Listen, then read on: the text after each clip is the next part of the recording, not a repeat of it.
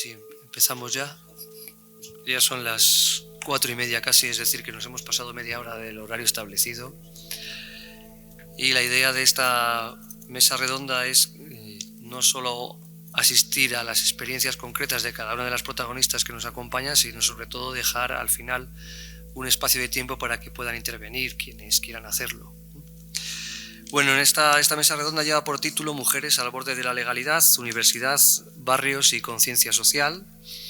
Y nos acompañan Mercedes Comabella, María Jesús Díaz Astrain y Catalina Morales.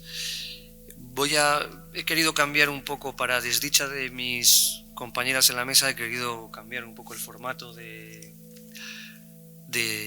estas conferencias y quería hacerlo mejor como una especie de diálogo, es verdad que reglado y establecido de una manera ordenada, para que podamos escuchar experiencias diferentes de cada etapa histórica o por lo menos de cada acontecimiento relevante desde el franquismo hasta la transición.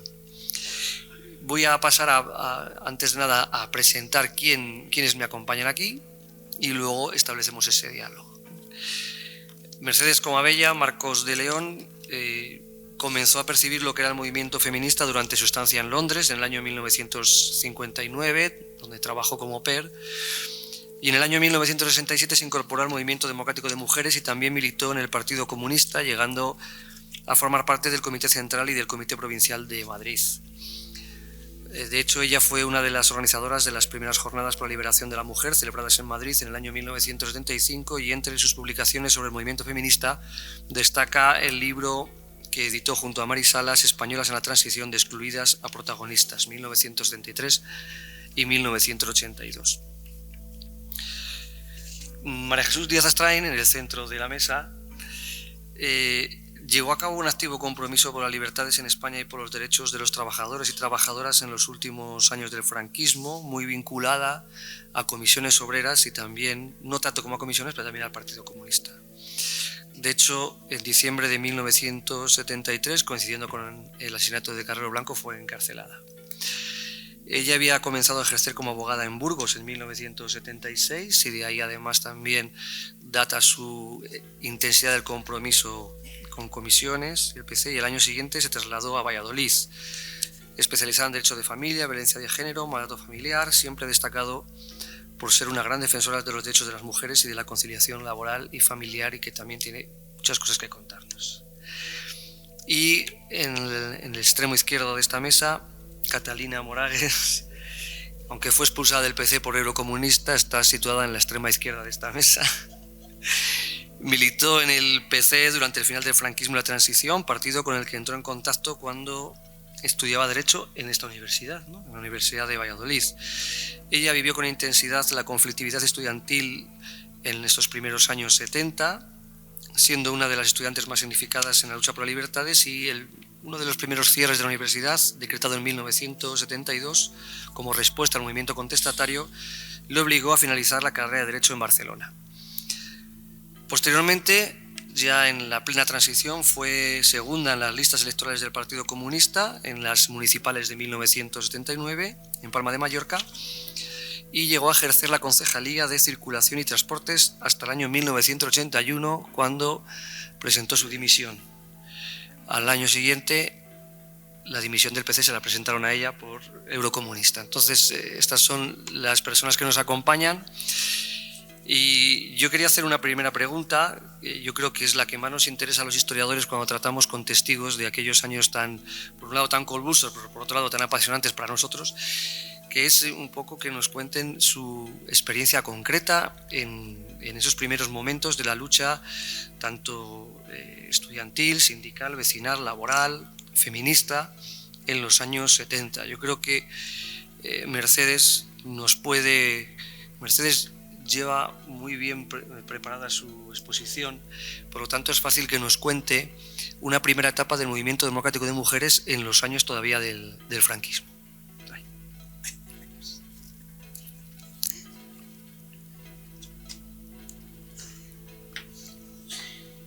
Cuando quieras, Mercedes.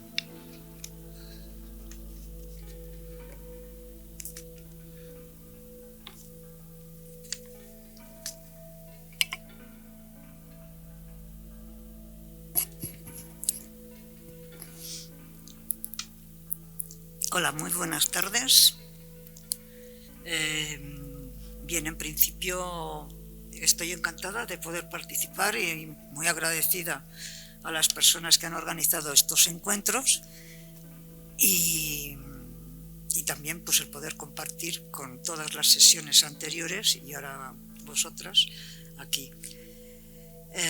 Yo de momento, o sea que no me haces la pregunta. Sí, yo te quiero preguntar Vale.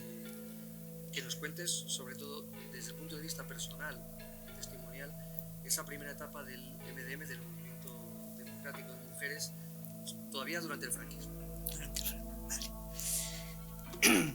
Muy bien, pues entonces voy a hacer esta exposición primera.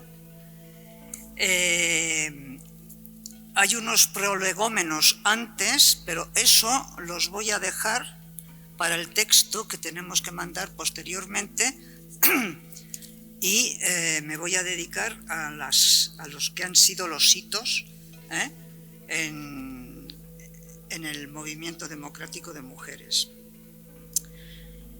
Comentaros que, para empezar, cuando un día del año 1968 salió el Movimiento Democrático de Mujeres por primera vez públicamente en clandestinidad, aunque parece una contradicción, no lo es, con la edición de su primer póster, que era una secuencia de imágenes de mujeres trabajando en distintas ramas de la producción y estaban escritas a modo de lema 3 palabras llenas de futuro. Se llamaba "Sin nosotras, imposible". Yo hago esto como una cosa muy curiosa, y es que este eslogan, con "Sin nosotras, imposible", se vincula o puede vincularse un poco con el lema que utilizó el movimiento feminista en el año 2018 con las huelgas, diciendo: "Cuando las mujeres paramos, se para el mundo". Es decir, son dos eslogans diferentes, pero sin embargo con un punto de unión. El MDM se había iniciado antes, en el año 1965, y inició un recorrido bastante tortuoso, difícil, pero sin embargo bastante beneficioso en muchos aspectos. Fue una organización muy plural. La singularidad del MDM, aquí tengo que explicar un poco las características del MDM, consistió en haber sabido aunar la lucha por los derechos de las mujeres y la lucha contra la dictadura y por la democracia. Es decir, feminismo y democracia fueron 2 caras de un mismo combate para el MDM. Ya en el 1967 hicimos una carta al gobierno español, a la vicepresidencia de gobierno, con una carta reivindicativa de las reivindicaciones más exigentes y más prioritarias, que fue avalada con 1.518 firmas. Y fue entregada allí. Efectivamente no tuvimos contestación. ¿Cómo queríamos nosotras que fuera el MDM?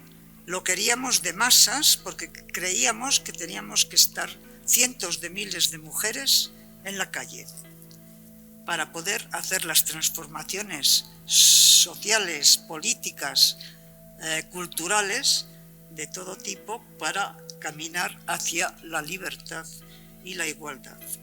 Lo queríamos también interclasista, porque considerábamos que la mayoría de las injusticias sociales que afectaban a la población femenina golpeaban a todas las mujeres del país. Lo queríamos plural y unitario, porque el feminismo no era concebible para nosotras sin una mirada larga, con diversas expectativas, acciones e ideas convergentes en un proyecto común, que era la liberación de la mujer.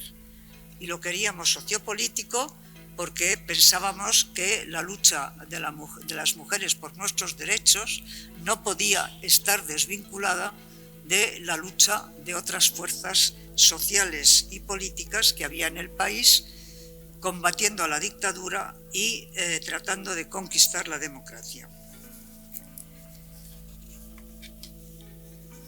En ese contexto, y después de un largo periodo de clandestinidad, estuvimos haciendo alguna serie de acciones que eran protestas públicas en la calle, como saltar a la calzada, lanzando octavillas, parando el tráfico, y envases de plástico pintadas con reivindicaciones. Aquí la reacción del público era como bastante de perplejidad. No se creían que hubiera ahí un grupo de mujeres combatiendo algo y luchando por algo. Pero también había insultos. Insultos, nos llamaban guarras, nos llamaban putas y nos mandaban a la cocina, que era nuestro lugar. En un contexto de nacionalcatolicismo muy fuerte, tuvimos la idea de publicar y editar un folleto que se llamaba La Revolución Sexual de Wilhelm Reich, y lo estuvimos distribuyendo dentro del movimiento para discutirlo entre nosotras, pero también llamando a las puertas de las casas para entregar a las mujeres ese folleto, que se lo leyeran y luego pasaríamos a recoger sus opiniones. La discusión dentro de la organización fue bastante animada, fue muy buena porque nos atrevimos a hablar públicamente de la sexualidad, pero sin embargo algunos maridos comunistas reaccionaron muy negativamente ante esta acción del Movimiento Democrático de Mujeres discutiendo públicamente sobre sexualidad. Hubo que hablar con ellos, tratarles de explicarles las cosas y bueno, pues en algunos casos se avinieron a una aceptación y en otros casos pues se quedaron muy descontentos, la verdad, no se puede decir otra cosa.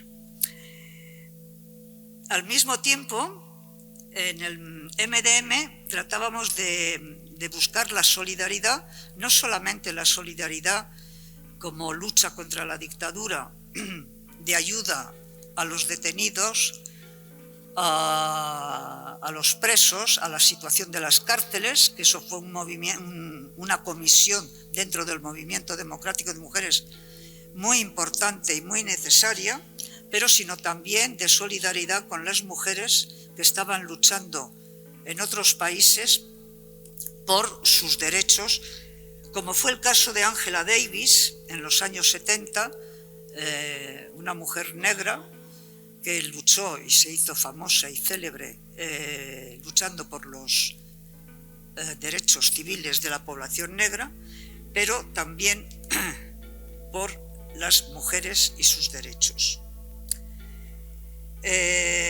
Para nosotras reivindicar la solidaridad era imprescindible, cualquiera que fuera el ángulo que ocupáramos en la organización.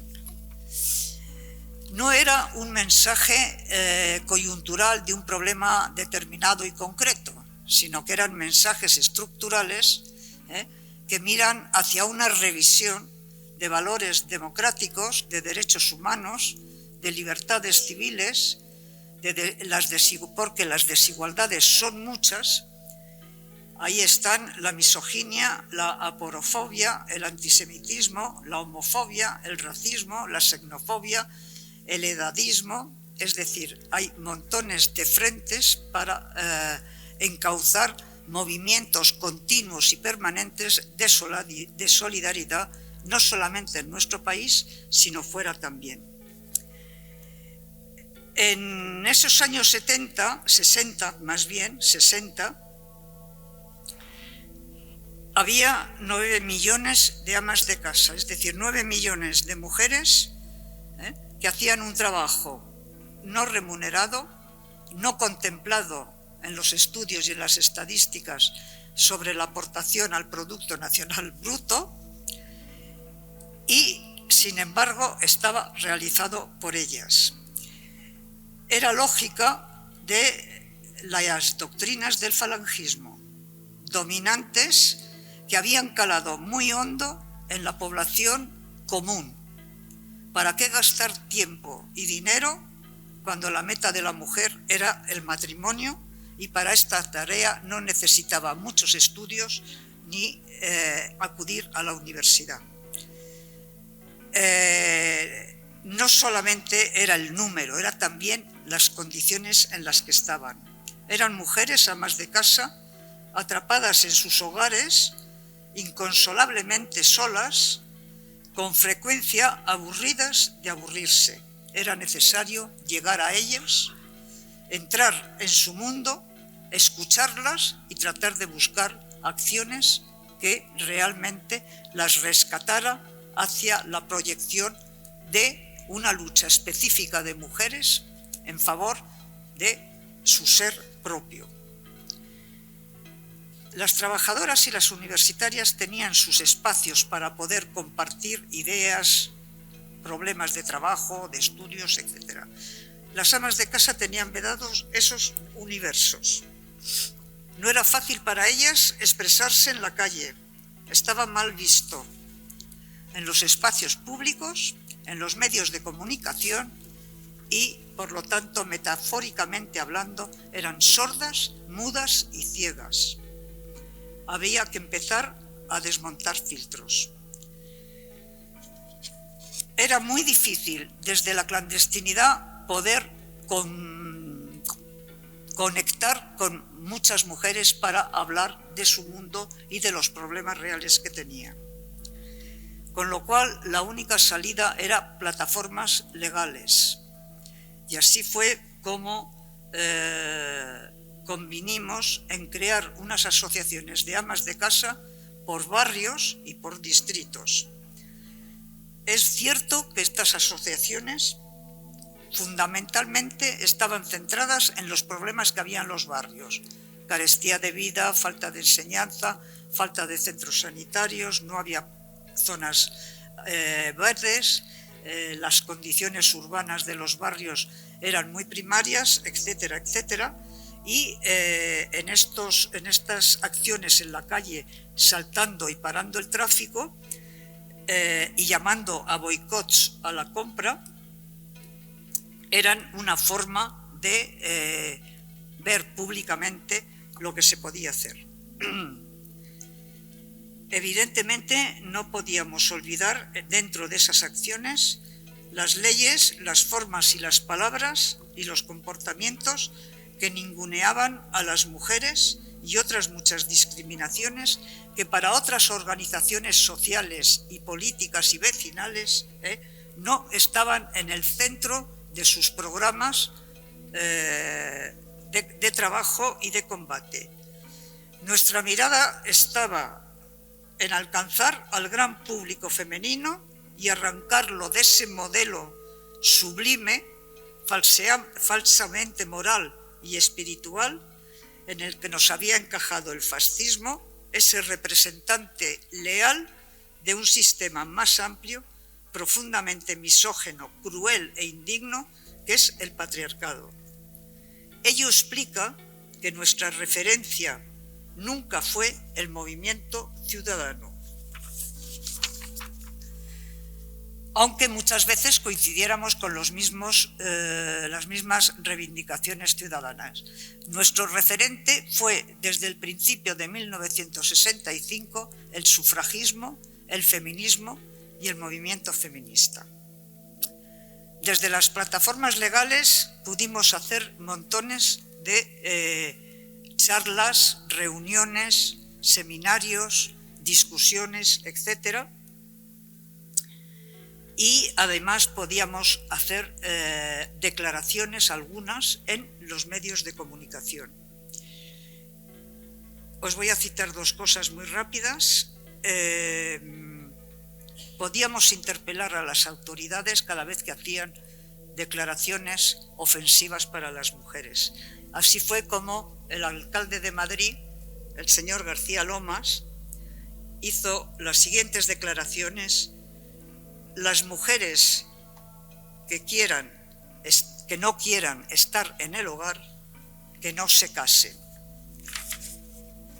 O también las del señor Solís, que decía: las asociaciones son como las mujeres, cuanto más se usan, más se ensachan. Esperaros, porque me he perdido ya estoy terminando con la época democrática, digo, de la dictadura, pero aquí estamos. Los boicots a los mercados eran un arma de lucha muy grande, y la estuvimos utilizando durante mucho tiempo.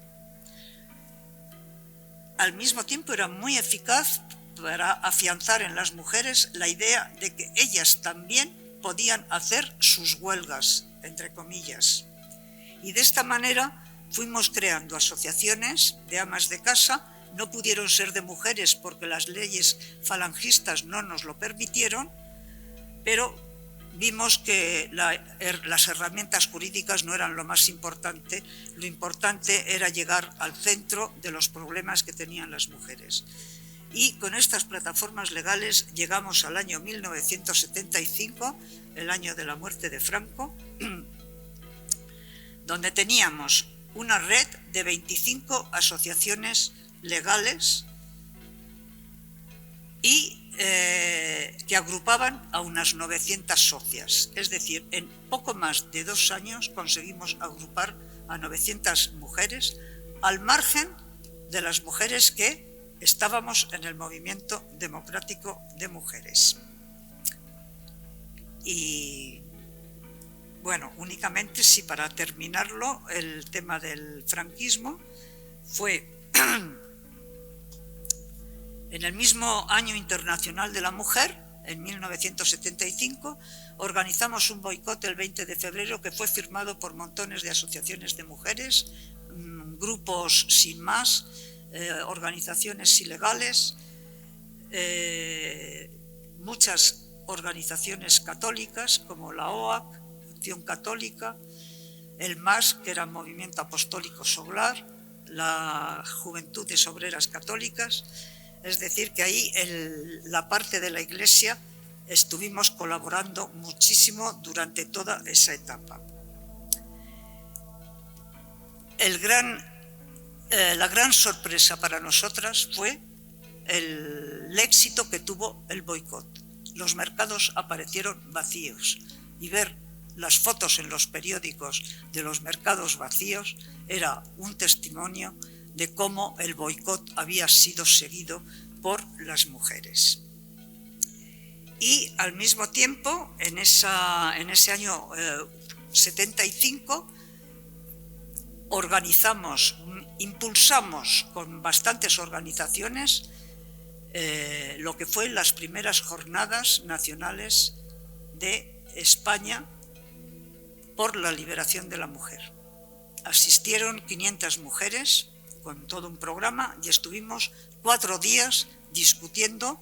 Vinieron de los principales lugares del país y estuvimos discutiendo toda clase de problemas y de reivindicaciones que ante el nuevo escenario que aparecía con la muerte de Franco y el inicio de la transición, íbamos a tener que afrontar la lucha feminista. De momento nada más. Muy bien, Mercedes, muchas gracias. En un ámbito diferente, pero sin duda complementario, Chusa, ¿cuál fue tu experiencia? Bueno, pues muchas gracias.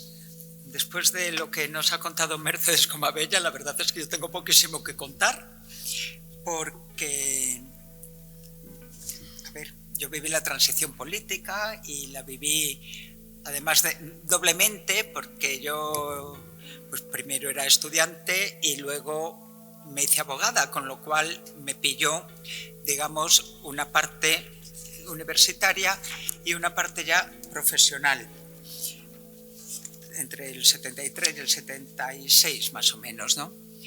pero lo que sí que es cierto es que aunque yo militaba en el Partido Comunista de España, fui detenida, como ha dicho Enrique, y encarcelada, y estuve en una, digamos, en una movilización activa. El tema de las mujeres específico, en mi experiencia, no se contemplaba como tal, sino como una consecuencia lógica de cuando hiciéramos la revolución.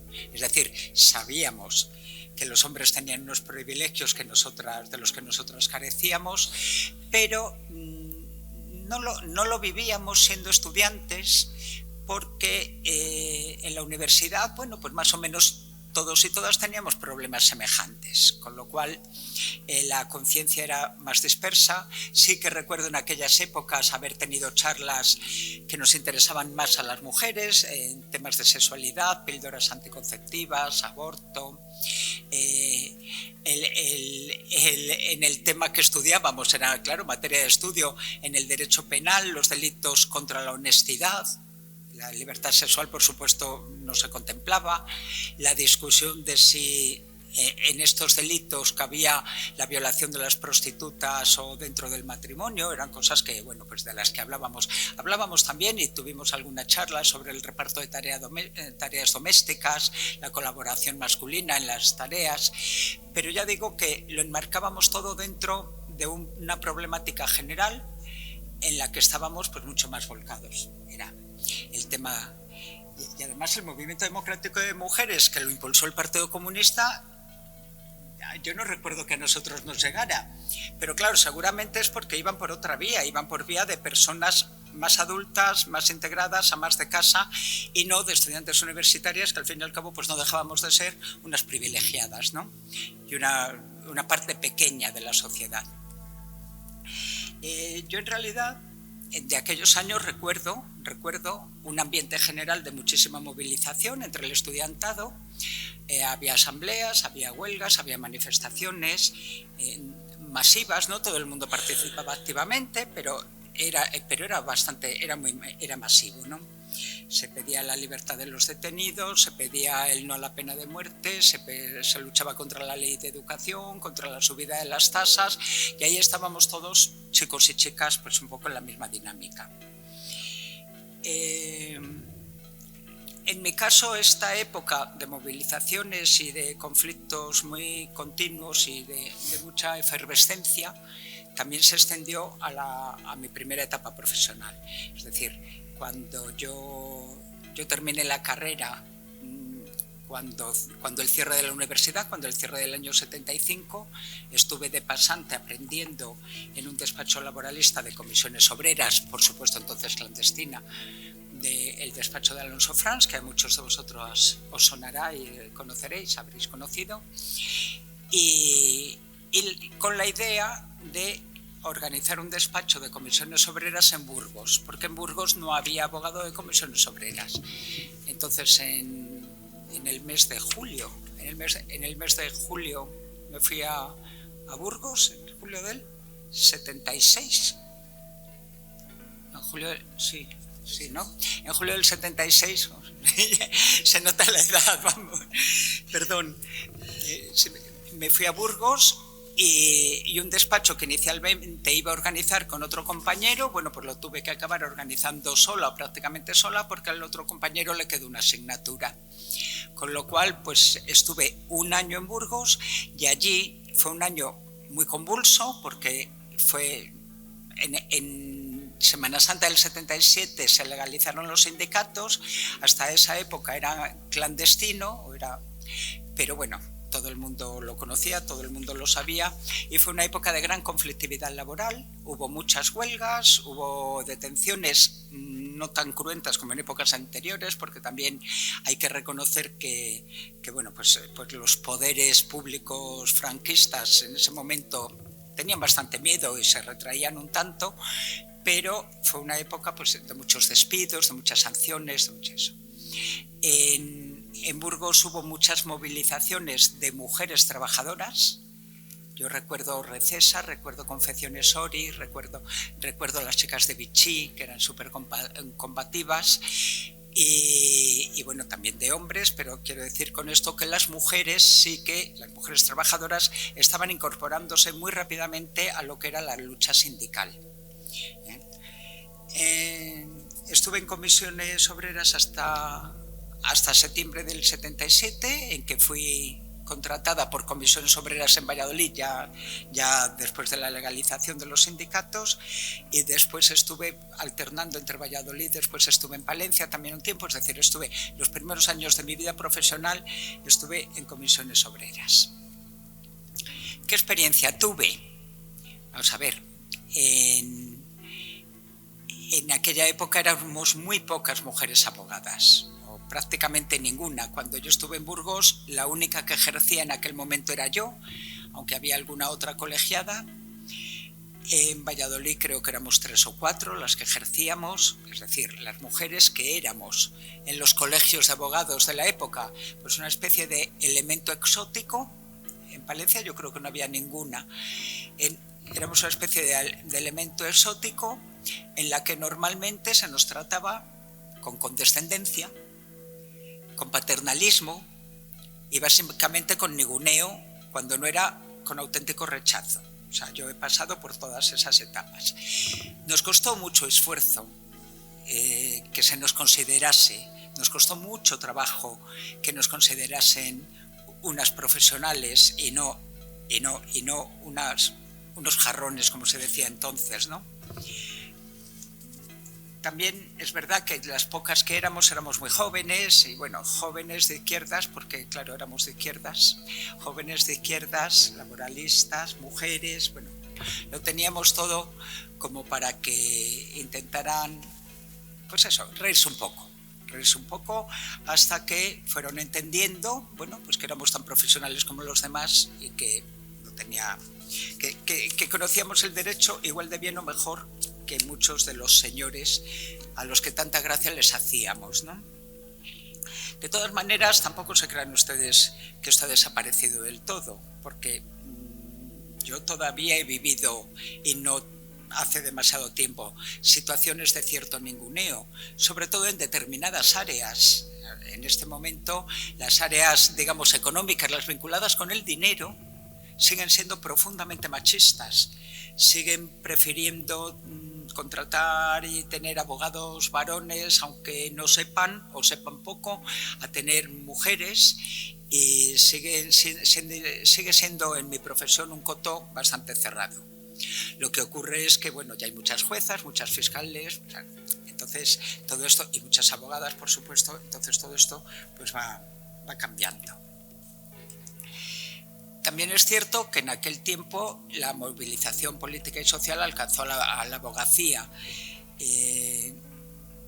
No sé si algunos de ustedes estuvieron seguro en unas jornadas que hubo, en las que hubo una mesa jurídica, en las que se habló del Congreso del año 73 de Palma. Entonces, bueno, aquello fue un revulsivo dentro del mundo de la abogacía, y ahí sí que empezaron a intervenir mujeres. Había mujeres ya, digamos, con mucha presencia, como Cristina Almeida, había ya algunas mujeres que trabajaban, María Luisa Suárez, que trabajaba en comisiones obreras en Madrid. Entonces, bueno, pues ya se empezaba a trabajar en ello. Y luego pues fueron surgiendo y consolidándose movimientos, algunos de ellos ya existían y otros fueron consolidándose a lo largo de este tiempo. Por ejemplo, empezaron a celebrarse los congresos estatales de mujeres abogadas, que yo creo que han hecho una gran labor, porque bueno, pues se estudiaba la legislación para hacer propuestas para eliminar todas las formas de discriminación con respecto a las mujeres, conseguir la igualdad, no solo formal, sino también real. Se estudiaba la jurisprudencia para encontrar todos los indicios de discriminación directa o indirecta que pudiera existir. Bueno, se hacía un trabajo, yo creo que durante unos años fue un trabajo muy concienzudo y yo creo que muy importante, y que sirvió también para modificar mucha legislación en el sentido de potenciar, pues eso, la ley de igualdad. Pero darse cuenta que la ley de igualdad es de 2008, o sea que todo esto ha llevado un camino bastante largo, bastante complicado y bastante duro.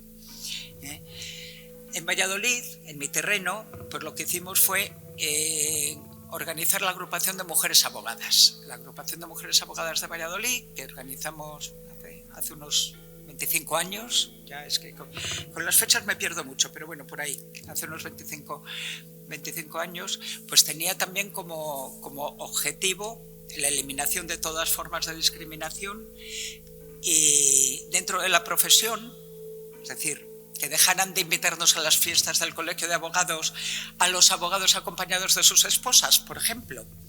Que el Corte Inglés, cuando mandara una circular invitando a un pase de modelos, no invitará a las esposas de los colegiados, sino que también a las abogadas en ejercicio, que también nos gustaba la moda. En fin, ese tipo de cosas las trabajamos bastante, ¿no? Que las compañías de seguros, cuando hicieran una publicidad diciendo que aseguramos su despacho y las joyas de su mujer, bueno, pues mire usted, nosotras pues no vamos a participar ahí, así que ya pueden cambiar la campaña. Bueno, pues de esas hubo bastantes, porque era una situación, pues bueno, una inercia que iba eso. Y luego la agrupación de mujeres abogadas se planteó la necesidad de dar cursos, de dar jornadas, charlas, formar y estudiar supuestos legislativos y jurisprudenciales que nunca se estudiaban, de los que nunca se hablaba. Es decir, yo recuerdo en aquel momento los ríos de tinta que se vertieron con los anteproyectos, proyectillos y tal de la Ley de Arrendamientos Urbanos, y sin embargo no se tocaban para nada la situación gravísima que en España estaba ocurriendo con un montón de niñas violadas y asesinadas. Y es que fue por esos años, ¿no? Entonces, bueno, pues nosotras nos propusimos inicialmente, formamos un turno de mujeres para asistir a personas en esas situaciones, que luego se amplió a violencia de género. En eso fuimos pioneras, además salimos incluso en la prensa y en algunos sitios. Normalmente nadie nos tenía en cuenta, pero en aquel caso sí, porque fue el primer turno de violencia que se organizó en España y gracias a ello, cuando se estableció un proyecto piloto, una de las 10 ciudades escogidas para desarrollarlo fue Valladolid precisamente. Bueno, pues básicamente esa ha sido un poco mi experiencia, a grosso modo, luego ya cosas más concretas podemos hablar de ellas.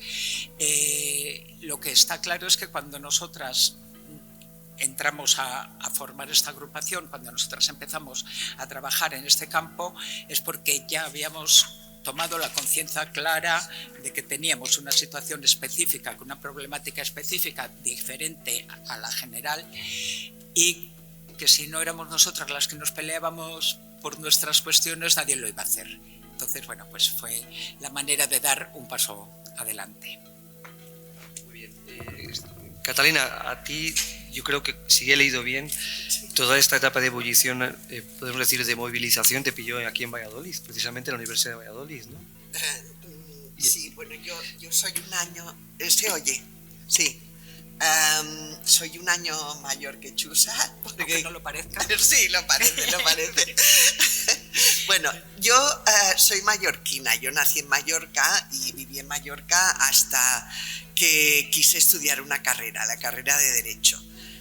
En Mallorca ni en ninguna de las Islas Baleares había universidad, con lo cual todos, tanto hombres como mujeres que quisieran estudiar una carrera, tenían que venir a la península. Esto ocurrió en el año 69. Yo nací en el seno de una familia por parte de padre republicano, con unos principios republicanos firmes, era demócrata, bueno, no quiero hablar de él porque a veces me emociono, pero y mi madre era una mujer que sufrió en sus propias carnes lo que significaba ser una mujer y no poder hacer lo que tenías ganas de hacer. Aunque había nacido en una familia que tenía posibles suficientes para que ella pudiera estudiar, como hicieron sus hermanos, ella quería hacer ciencias exactas, le encantaban las matemáticas, tenía una cabeza privilegiada para ello, hizo todo el bachillerato, fue una de las primeras mujeres que hizo el bachillerato en Palma, pero su familia le dijo que no, que ella, como era una mujer, tenía que quedarse en casa, cuidar de la madre cuando envejeciera y ya está. Entonces mi madre toda la vida lo llevaba encima. Yo no pude estudiar. Cuando éramos pequeñas, mi hermana y yo era la mayor, siempre nos decía, si vosotros queréis estudiar, no os preocupéis, que yo haré todo lo posible para que estudiéis.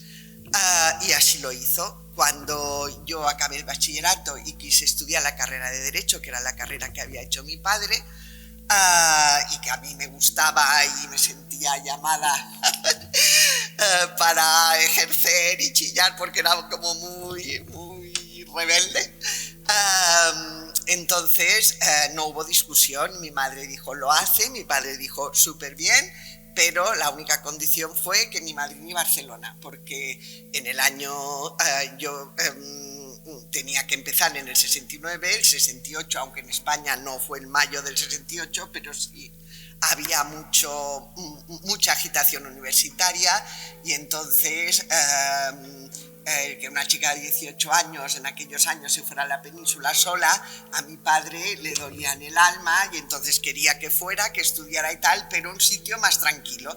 Y el sitio más tranquilo que encontraron fue Valladolid.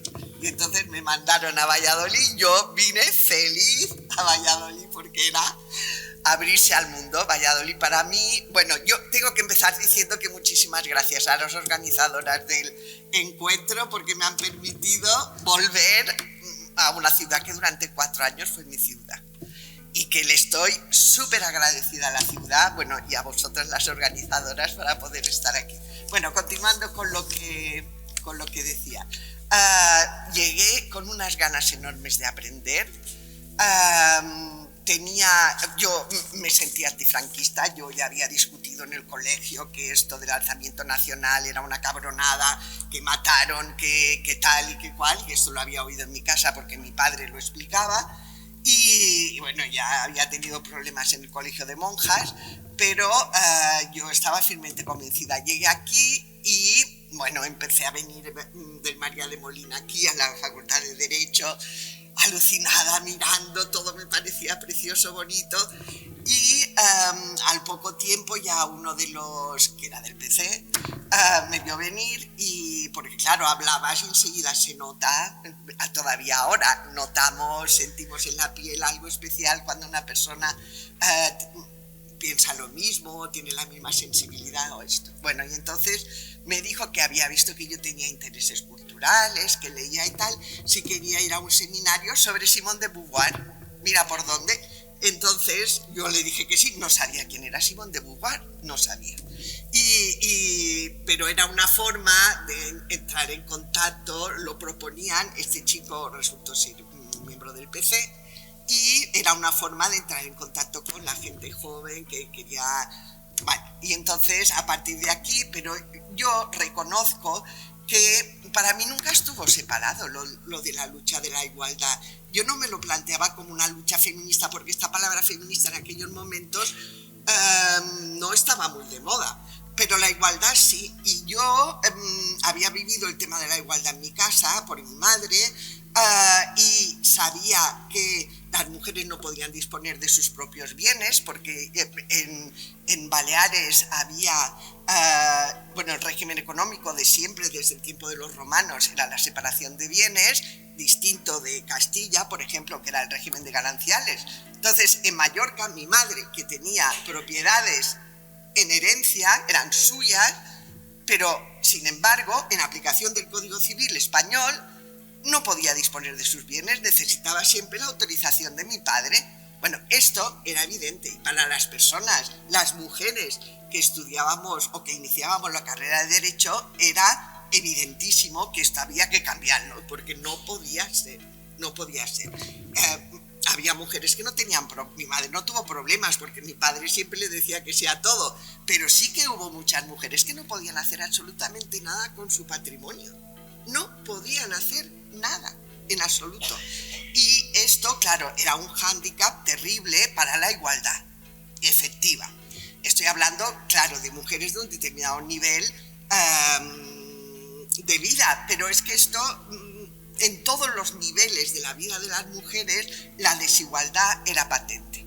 Con esto lo que quiero decir es que la lucha por las libertades incluía la lucha por la igualdad. Y mucho más me di cuenta cuando en segundo llegó un catedrático de Derecho Penal, que para mí ya fue lo más de lo más, que fue don Marino Barbero Santos. Yo no sé si hay alguien aquí, bueno, tú sí, ya te cogió al final. Pero no, me cogió Torío a mí. Ah, no, pero bueno, don Marino Barbero Santos era un catedrático de Derecho Penal, un hombre de ideas profundamente democráticas, que durante toda su vida tuvo que sufrir el franquismo por respetar la libertad de cátedra. Era un hombre que luchó y que hizo campañas contra la pena de muerte, representaba el derecho penal más humanitario, era discípulo de Jiménez de Asúa, de Concepción Arenal, lo más de lo más. O sea, todas las personalidades que para mí o para nosotros, los demócratas, los estudiantes en aquel tiempo, representaban la República, los principios de la República, las libertades, la democracia, la cultura, todo esto nos lo dio a conocer don Marino. Para mí siempre será don Marino, lo siento, pero don Marino Barbero Santos. Don Marino nos habló de Clara Campoamor, que no la conocíamos. O sea, un país que se permite el lujo.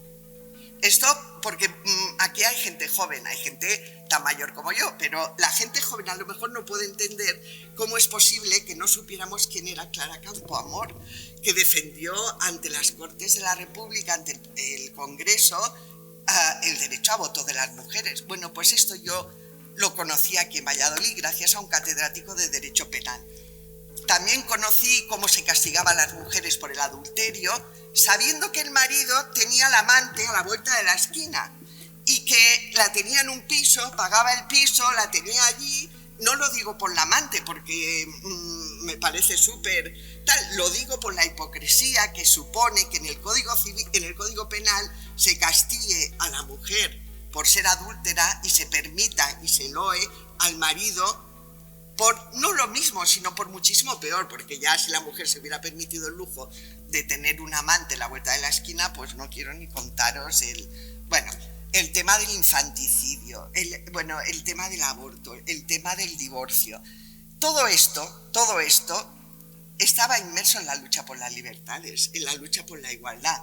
A mí me parece estupendo, ahora a lo mejor digo una cosa que habrá gente que le parece fatal, pero a mí me parece estupendo que se hagan estudios compartimentados de temas específicos, porque además yo como especialista en derecho lo he tenido que hacer.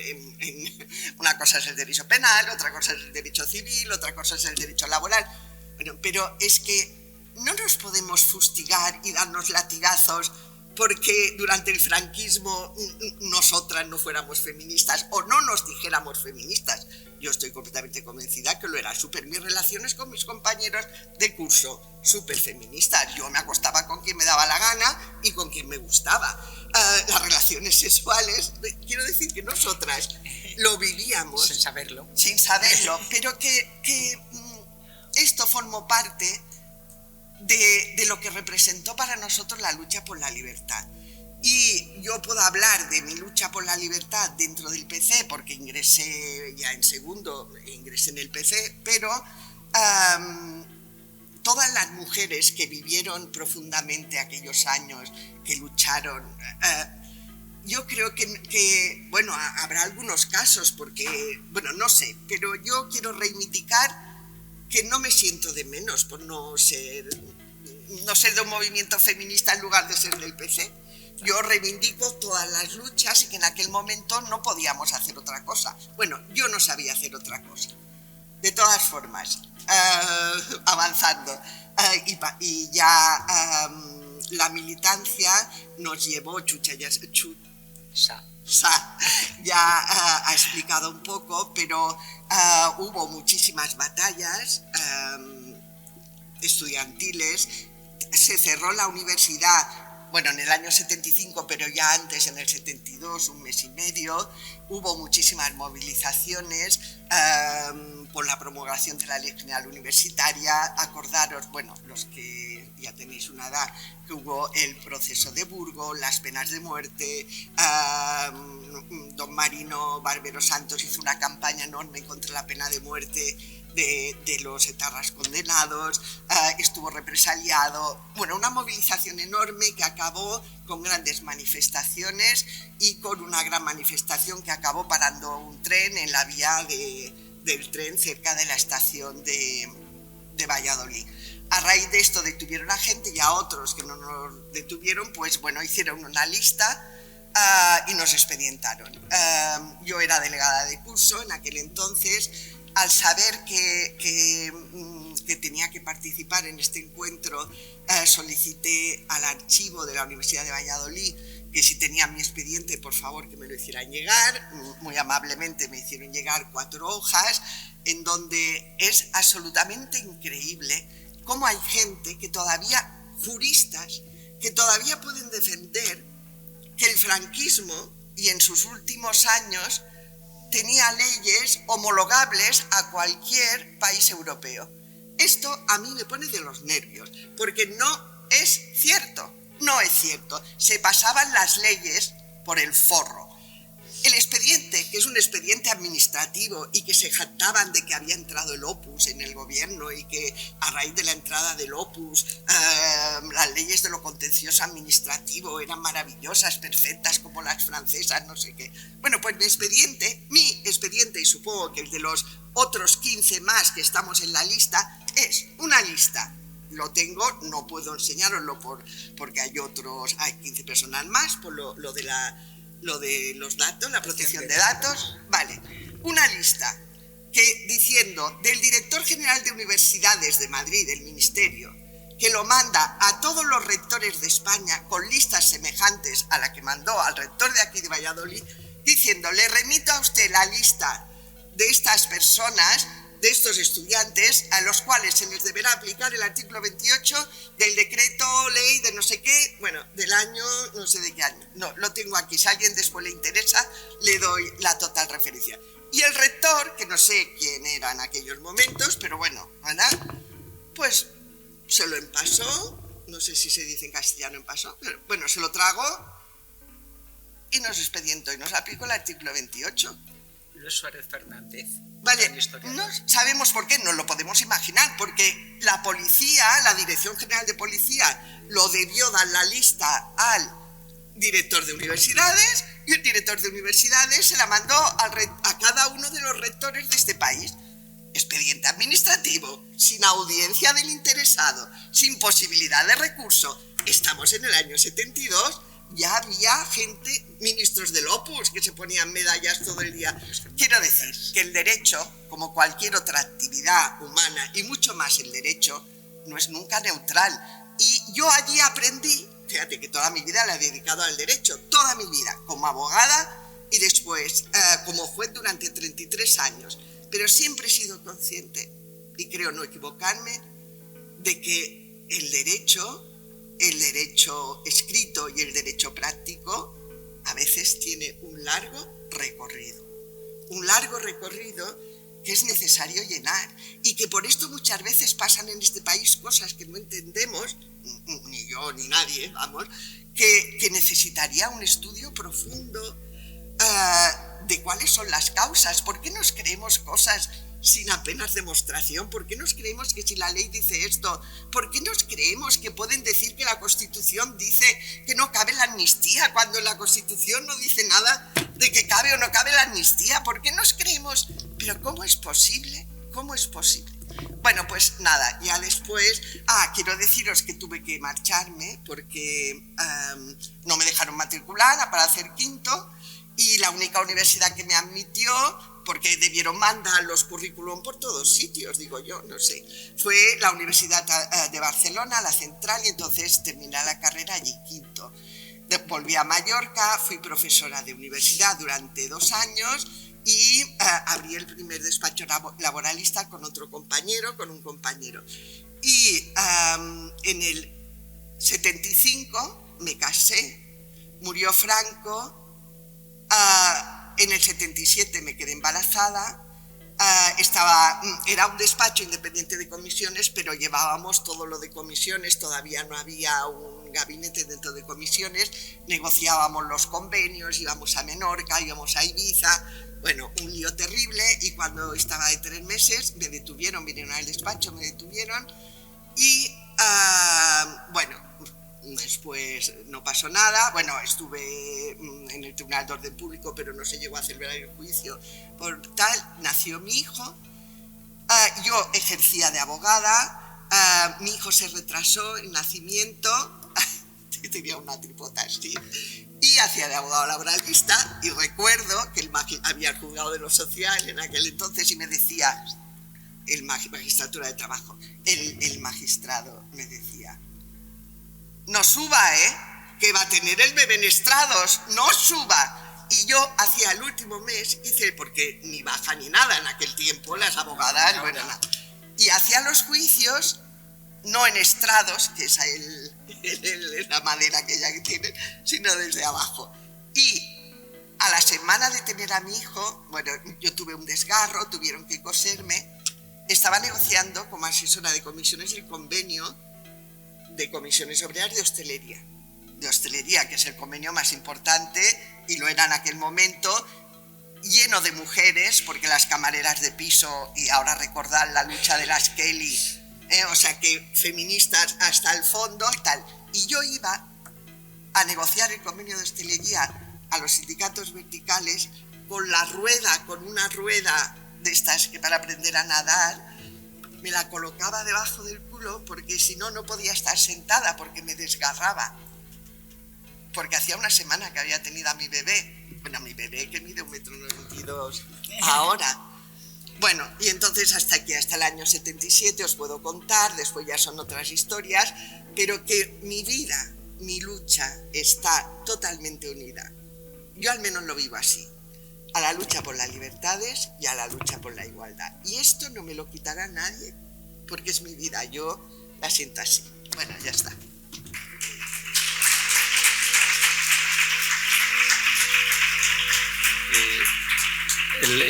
Ayer en unas jornadas en Salamanca de Memoria Democrática había un grupo de jóvenes alumnos que se referían a la transición en todo momento como el régimen del 78. De una manera despectiva. Yo por eso quiero que nuestros intervinientes ahora hablen de lo que hicieron en la transición y luego si quieren me pueden decir si están de acuerdo con la sentencia muchas veces de culpabilidad de la transición como una traición. No lo sé, son libres para poder opinar sobre ello, sí, pero me interesa saber qué se hizo, por ejemplo, en el Movimiento Democrático de Mujeres durante la transición. Mercedes. Bueno, antes se me olvidó decir que yo entro en el Movimiento Democrático de Mujeres en el año 67, no pertenezco a ningún partido, ni tengo intención de participar en ningún partido, sino que mi compromiso es la lucha de las mujeres por sus derechos, y que la forma en que ingresé, como fueron ingresando muchas mujeres, eran con reuniones que teníamos de amigas, de vecinas, que podían generar una cierta confianza en acudir a una reunión clandestina, y ahí nos reuníamos a lo mejor una docena, se hablaba de la situación de la mujer, y si estabas de acuerdo ya ingresabas en el MDM, o si no, pues te quedabas en tu casa otra vez, ¿no? Y fue a través de mi lucha feminista como yo acabo ingresando 4 años después en el Partido Comunista de España. Y que de esa misma manera son muchas las mujeres que fueron ingresando en el Partido Comunista de España. Con lo cual, quiero decir esto, el Partido Comunista de España en aquella época no tenía muchas militantes, tenía muchas, pero haciendo unos trabajos específicos de cara a la mujer o de cara a otros sectores, no tenía tantos, ¿no? Entonces, para el partido, el Movimiento Democrático de Mujeres estaba siendo una cuna de ingresos hacia el Partido Comunista. Esto lo digo también para que se sepa que no todas las mujeres que estaban en el Movimiento Democrático de Mujeres eran del Partido Comunista. Había de otros partidos, estuvieron las socialistas, los partidos de las mujeres del Partido del Trabajo, de la ORT, carlistas estuvieron también, Bandera Roja, es decir, una serie de mujeres de partidos, y luego el sector católico progresista, que también hizo un trabajo, como ya he dicho antes. Eso nos llevó a hacer un rosario de charlas tremendas sobre el trabajo asalariado, el trabajo doméstico, la publicidad y su carácter sexista, sobre la maternidad, los anticonceptivos, el divorcio, el aborto, todo esto en una especie, digamos, de rosario, ¿no? Entonces, una vez muerto Franco y celebradas esas jornadas primeras en diciembre, es decir, a los 15 días de haber muerto Franco, donde se generaron muchas discusiones, al mes siguiente hicimos una manifestación en Madrid. Tengo que decir también que el MDM estuvo trabajando y desarrollando una serie de programas muy interesantes en una veintena de provincias. Digo provincias porque no existían las comunidades autónomas. Entonces, en cada lugar el MDM tenía su propio programa, sus propias reivindicaciones en función de las características del lugar en el que estaban ubicados. En esta manifestación primera, que fue en enero de 1976, por primera vez salimos en Madrid solo mujeres por la calle Goya, que es una de las calles principales, bajo la pancarta Mujer lucha por tu liberación, únete. Esto venía un poco unido a todo el trabajo que durante 10 años antes había estado haciendo el Movimiento Democrático de Mujeres en el campo de despertar una conciencia feminista y una necesidad de la participación de las mujeres en la vida del país. A renglón seguido se crearon montones de grupos feministas y colectivos, pero vamos a una velocidad tremenda. Se organizaron jornadas valencianas, catalanas, vascas, gallegas, se crearon coordinadoras, es decir, hay una explosión de grupos feministas muy grandes y además surgen ya diversas corrientes del feminismo, es decir, ahí se pone de manifiesto las distintas corrientes feministas. Estaba el feminismo de la diferencia, el feminismo de la igualdad, el feminismo lucha de clases, feminismo radical, feminismo independiente y feminismo es lesbianismo. Fueron las corrientes principales que a partir de enero del 76 se empiezan a ir configurando, lo cual crea muchos debates, muchas discusiones y se pone de manifiesto también bastantes divisiones.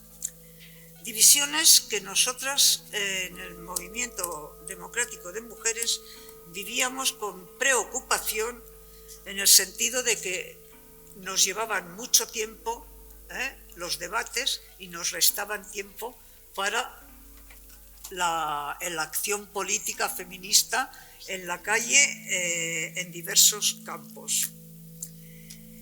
Pero por otro lado lo veíamos muy positivo por la riqueza de ideas que iban saliendo, por los diversos postulados, por los diversos enfoques para afrontar el inmediato presente. ¿En qué consistían esas primeras divisiones fuertes? Primero, el diálogo con las instituciones democráticas que fueran saliendo de las elecciones democráticas que se celebraron. aquí el Movimiento Democrático de Mujeres y 6 organizaciones más vivimos nuestro primer gran fracaso en la época predemocrática, porque la mayoría de los grupos feministas se manifestaron en contra de cualquier diálogo con las administraciones que salieran de elecciones democráticas, porque consideraban que todas esas instituciones eran machistas y el feminismo no podía hablar, dialogar con los representantes de la opresión de las mujeres. Esto lo resolvimos de una manera diciendo que no estábamos de acuerdo con la votación que había habido, de una reunión de coordinación de todos estos grupos a nivel estatal, porque fueron 30 y tantos los que se manifestaron en contra, 7 los que se manifestaron a favor del diálogo y una docena abstención. Entonces, como es nuestra primera experiencia diciendo, en democracia también se pueden votar decisiones y normas que no son democráticas.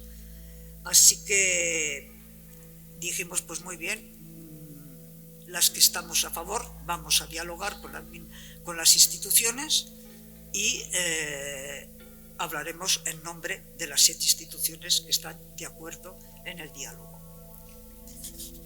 Por circunstancias es que tienen que montar el equipo de música. Si puedes hablar 2 minutos más, luego damos la palabra y podemos abrir durante 10 minutos la charla al público, porque hemos empezado muy tarde y tendremos que acabar. Vale, pues entonces... y ya se acaba la mesa. Abrimos, intervienen 2 minutos, intervienen tus compañeras y abrimos un turno de palabras y a menos 10, como muy tarde tenemos que acabar la mesa. Bueno, pues entonces no puedo hablar de las divisiones, no puedo hablar de las contradicciones de clase que empiezan a aflorar en el feminismo y creando muchas más contradicciones, y también jerarquías de raza. Las mujeres negras fueron las primeras en levantar la voz sobre que el feminismo no estaba cogiendo la problemática de las mujeres negras, y muchas otras cosas más que las paso de todo lo que hicimos en la transición. Y únicamente sí quiero decir muy rápidamente las relaciones con los partidos de izquierdas. Muy rápidamente.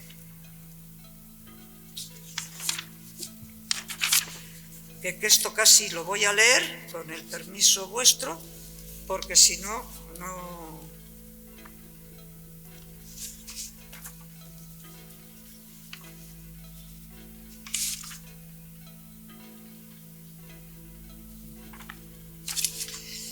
Bueno, las relaciones, voy a hablar del PC porque es el partido con el que más contacto tuvimos y más relación. Tuvo sus distintas etapas, unas muy de colaboración, muy de bonanza, pero también tuvimos serias divergencias. Entonces, el problema fundamental era que la cultura y la tradición del Partido Comunista de España, junto con otros partidos también de izquierdas, era que no solo ignoraban el patriarcado, sino que no entendían la lucha específica de las mujeres, y asimismo había también espacios y momentos en que en ellos también afloraban diferencias de clase y discriminaciones sexistas, especialmente visibles en aquellas militantes que decidían que lo suyo iba de feminismo y de lucha de las mujeres por su libertad. No habían incorporado el concepto de autonomía del movimiento feminista y prevalecía un tutelaje frecuente. y además tendían a considerar a la organización del MDM, que era plural, con diversas mujeres de distinta procedencia, a considerarlo como una organización más del partido sobre la cual podían decidir. Hay otro aspecto de la militancia, esto ya no afecta solamente a las mujeres, otro aspecto de la militancia en partidos que suele ir acompañada de una cierta desindividualización de la militancia, desindividualización que limita la independencia de pensamiento y entorpece el espíritu crítico.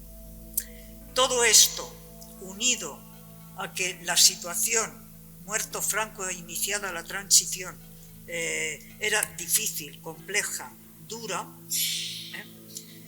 se unía, sobre todo además también después de 39 años de dictadura, se unía que ante la posibilidad de elecciones democráticas a corto plazo y posibilidades de acceder a puestos de poder institucional, surgieron facciones con fuertes luchas internas por el control del partido, y que fue esas luchas internas de esas facciones las que llegaron a tomar una decisión que la verbalizó el secretario general del Partido Comunista, que en una reunión comentó simplemente que la dirección, que el MDM había desempeñado un papel importante durante la dictadura, pero que en esos momentos no desempeñaba ni estaba en condiciones de dar respuesta a los problemas que se planteaban. Este criterio, expresado por el secretario general, equivalía a una disolución del MDM, y así lo entendió la mayoría del partido. Estas palabras alumbraban una infravaloración de los movimientos sociales y no solo expresaban su ignorancia, sino su incapacidad para entender la viabilidad del feminismo como un motor de progreso y, lo que es peor, su tendencia a apropiarse de un movimiento plural y decretar su disolución. El MDM quedó diezmado, pero no desapareció ni se disolvió, porque algunas abandonamos el partido y con las mujeres que había de otros orígenes continuamos luchando por los derechos de las mujeres, por el feminismo, el aborto, el divorcio, etcétera, etcétera, etcétera, juntas, y además aportando nuestras energías al movimiento feminista general que había en el país. Y el MDM siguió teniendo sus propias actividades, de las cuales ya no me alargo más. No tenemos tiempo, es una pena. Sí, es una pena. Muchas gracias por tu testimonio tan claro y tan contundente. Chusa y Cata, yo os pido un ejercicio de síntesis. Yo solo quiero saber dos cosas. ¿Compartís el criterio de que la transición es una traición? Y dos, muy rápido, la transición es... Muchos movimientos sociales hablan de que la transición en el fondo es una traición porque los avances rupturistas le querían. Y en segundo lugar, ¿vosotros consideráis que a lo que se ha llegado hoy en día es en buena medida gracias a lo que hicisteis vosotros? Y ya está. Bien. En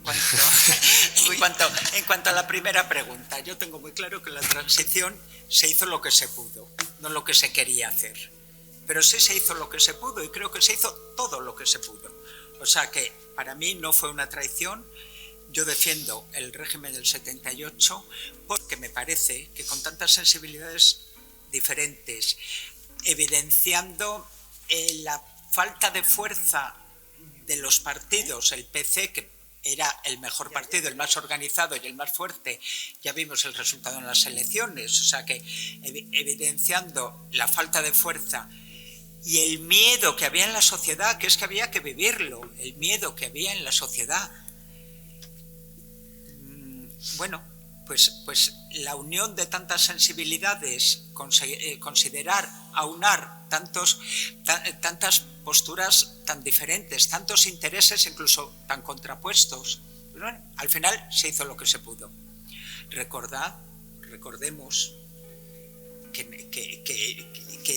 todas las instituciones estaban copadas por franquistas, pero además por franquistas muy recalcitrantes al cambio, que amparaban a los grupos de jóvenes fascistas, que mataron a los abogados de Atocha, que hicieron aquí en Valladolid el atentado del Largo Adiós, que un par de años después el del Minotauro. Quiero decir, vamos a ver, que no estamos hablando de cosas de medio pelo, estamos hablando de cosas muy serias y muy graves. Por lo tanto, yo creo que la transición se hizo lo que se pudo. ¿Que no fue todo lo que queríamos? Por supuesto. Desde mi punto de vista, nos hemos dormido en los laureles después, pero en aquel momento se hizo todo lo que se pudo. ¿Cuál era la segunda parte? No, si consideráis que en gran medida estamos hoy como estamos gracias a no solo vosotros, sino a los movimientos de oposición al franquismo. Sí, claro. La transición lo que hizo fue propiciar un avance importante, un avance en libertades, no en las libertades estas que ahora le llaman libertades, esto de Ayuso, de tomarse copas, no, libertad de verdad. Y todo eso propició los avances sociales y todo eso propició los derechos civiles de los que ahora disfrutamos. Y cuidado, que no sabemos cuánto van a durar. Porque yo la verdad es que lo que sí que veo es un retroceso bastante preocupante, pero que desde luego lo propició la transición, vamos, los acuerdos a los que se llegaron, la Constitución con las imperfecciones que tenga. Pues claro, por supuesto que sí. Y ya he terminado. Muy bien, Cata. Bueno, me sabe fatal que no podamos. Bueno, sí, pero creo que la segunda pregunta ya es una respuesta a la primera. La primera pregunta no se puede responder así como está planteada, no es tu culpa. Yo sé que está muy de moda hacer este tipo de preguntas, pero una persona mínimamente responsable no puede responder con un sí ni con un no. Yo me limito lo que ya dice. Se pueden añadir muchísimas más cosas. Yo soy muy crítica con la ley de amnistía, mucho. Lo soy, entre otras cosas, porque ha permitido el olvido de la memoria democrática de este país, y este es un tema.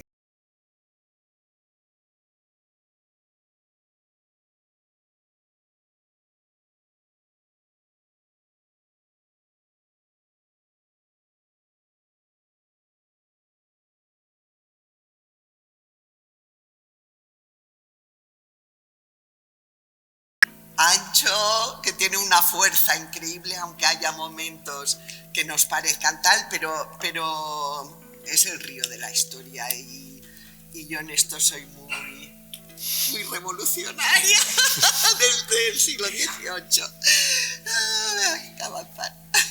Bueno, es una pena que se nos haya comido el tiempo, pero tenemos la suerte de contar ahora con un descanso hasta las 6:10, 6:15, donde cualquiera de ustedes puede hablar con cualquiera de las tres para expresarles sus dudas o sus consideraciones sobre lo que han dicho, porque es que ahora tienen que montar pues todo el equipo de música que va a tener lugar, así que cerramos. Bueno, Cristina me dice que tenemos, aunque son 47, 5 minutos si alguien quiere hacer una pregunta o dos, o podemos unir un par de preguntas.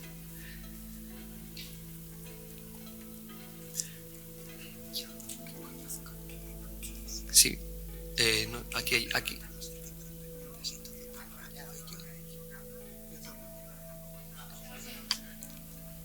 Ahora sí, que aprovechando lo que ha dicho Cata, yo propondría que cambiáramos el nombre del aula mergelina en el que estamos ahora, que no deja de ser un rector del año 39, por el de Marino Barbero, porque además estamos haciendo aquí todas las actividades que hemos hecho han sido de este signo.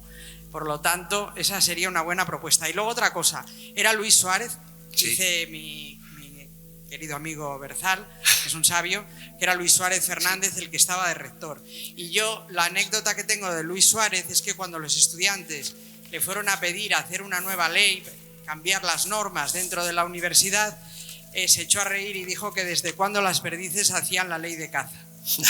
Perdón, ¿puedo contestar a eso? Porque era yo. Fue ella la que le hizo la pregunta. Fui yo, y entonces como oigo toda clase de versiones y todo el mundo se lo adjudica, a ver, os cuento cómo fue y así ya salimos todos de... Luis Suárez Fernández era el rector de la Universidad de Valladolid, profesor de Historia, que luego ha sido, como sabéis, no sé si ha sido presidente de la Real Academia de Historia y tal y no sé qué. Y al frente de la Fundación Franco. Y Enciso, no me acuerdo cómo se llamaba Enciso, pero los de letras le conoceréis de sobra, era el decano. Sí. Fueron a dar una conferencia sobre la ley de educación a un colegio de señoras del Opus. Entonces, no sé cómo nos enteramos, y mi amiga Isabel y yo pues acudimos a la conferencia sobre la ley de educación. Y entonces fue mi amiga Isabel, yo callada, no dije nada, pero fue mi amiga Isabel la que preguntó en el turno de debate: señor rector, yo lo que quería saber es por qué a los estudiantes no se les ha consultado ni se les ha preguntado sobre la ley de educación. Y la contestación de Suárez efectivamente fue la que has dicho: señorita, preguntar a los estudiantes sobre la ley de educación sería como preguntar a las perdices sobre la ley de caza. Con muchas risas y muchos aplausos de las chicas del Opus. Y luego Enciso se acercó a nosotras y le pidió a mi amiga los datos personales. Entonces ella dijo que, hombre, que solo faltaba, ¿no?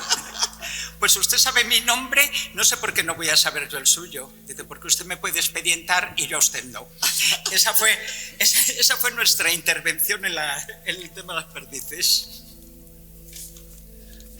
Sí. Sí, agradecer a la mesa toda la exposición, pero especialmente quiero felicitar a Merche Comabella, porque nos ha podido explicar elementos bastante interesantes de una actividad que empieza a ser muy desconocida y poco reconocida. Le quería preguntar algo a Merche, si además del feminismo de la diferencia, el feminismo de la igualdad, el feminismo de clase, el feminismo de radical, el de lesbianas, etcétera, si esto en sí mismo eran elementos de división, si no había ningún elemento común en todos estos grupos. Vamos a ver, hay elementos de división, hay que entenderlo como que no hubo una ruptura. Eran distintas opiniones, pero no hubo una ruptura, ni el movimiento en sí se dividió, porque siguió siendo un movimiento unitario. Aquí ya me refiero a la unidad que había una vez muerto Franco y empezado el proceso de transición. Pero hubo división en el sentido de grandes peleas y de grandes debates que nos llevaban mucho tiempo, porque generaban, por ejemplo, había feminismos, el feminismo de la diferencia y el feminismo de la igualdad, pues tenían sus diferencias, pero podían tener puntos en común. Pero, sin embargo, el feminismo lucha de clases, o feminismo de izquierdas, que se llamó también en otro momento, y el feminismo radical, realmente eran posturas irreconciliables, porque el feminismo radical de aquella época pregonaba, recomendaba y defendía que la mujer es una clase social en sí misma y que el enemigo es el hombre, y que es contra el hombre contra el que hay que luchar, no contra un sistema capitalista. O el sistema patriarcal empezó ya a salir a debate y se fueron, pero sí que había una contradicción entre considerar a la mujer una clase por encima de las clases que había proletarias, burguesas, aristocráticas, etcétera, ¿no? Entonces, esas divisiones, el feminismo independiente, por ejemplo, era absolutamente enemigo de la doble militancia. Mujeres feministas no podían militar en partidos políticos, porque los partidos políticos eran unos machistas y ellas, las que están en esos partidos políticos, lo único que hacen es obedecer a su partido y no al movimiento feminista. Entonces sí que había grandes diferencias, pero se conseguía salir adelante manteniendo la unidad, que en eso sí que fue exitoso el movimiento feminista hasta los años 80-90, que empezó a tener un declive, pero que eso ya sería más largo de explicar. Muy bien. Sí.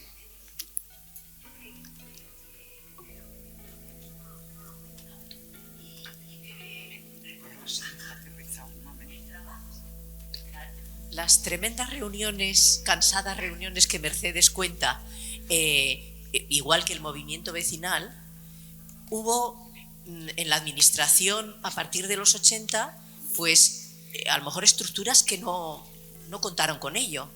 Pero yo quiero deciros aquí que, por ejemplo, el Instituto de la Mujer, los primeros grandes documentos de mujeres mayores, de mujeres jóvenes, de sexualidad, de anticoncepción, todos esos grandes primeros documentos ricos y maravillosos del Instituto de la Mujer salieron, buena parte de ellos, del MDB, de sus trabajos, de lo que recopilaron, recogieron y que se convirtió en herramientas de trabajo con la sociedad española en general y con las mujeres en particular. Es decir, el movimiento vecinal y el movimiento de mujeres, sus trabajos se editaron por el Instituto de la Mujer o por el Instituto de la Juventud también, o incluso algunos por el Inserso. Nuestra conferenciante esta mañana le hablaba de su abuelo, el filósofo, escribió mucho sobre gente mayor y se expresaba en esos documentos. Es decir, fue un trabajo muy útil en los primeros años de los 80. Muchas gracias. Muchas gracias Mercedes Comabella, María Jesús Díaz Astrain, Catalina Moragues por este rato que hemos pasado, y hacemos una pausa hasta las 6:15. Muchas gracias.